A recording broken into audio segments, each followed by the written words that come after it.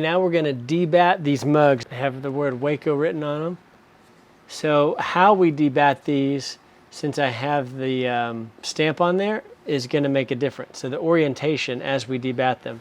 So I'll take one of these and I'll put it in the towel spinner here.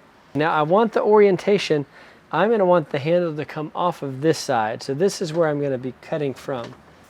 So if I have the stamp there, then I'm going to hold it basically 90 degrees from there right here. And then I'm going to spin and cut.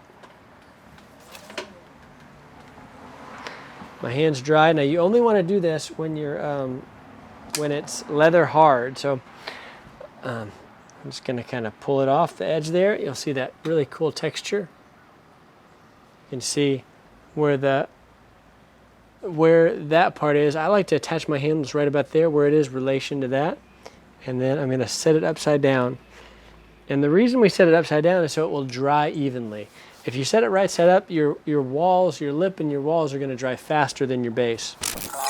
If you like this content, you'll love my new course. Mugs Are Money, How to Make Pottery That Sells. We'll be going over hand building, slip casting, and wheel throwing the most commonly sold pottery item on the planet, the coffee mug. Check it out in the links below.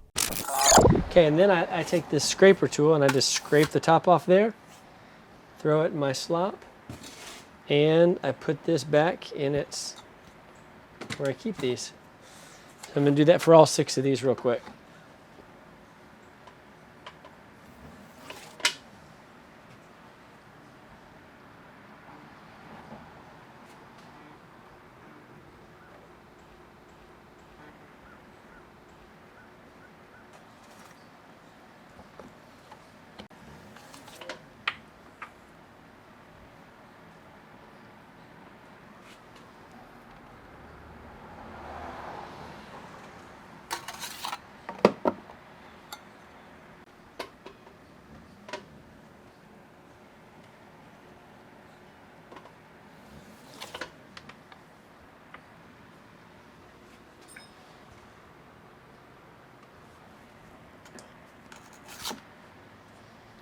And then once you have this stuff, because I don't like to waste any clay, I recycle all my clay.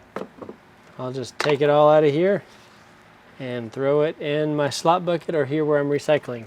That's how I use the cutoff wire to cut it off when it's leather hard and get that really cool texture at the bottom. In the next video, I'll show you how to clean up your base and attach your handles. Click or tap the screen to watch.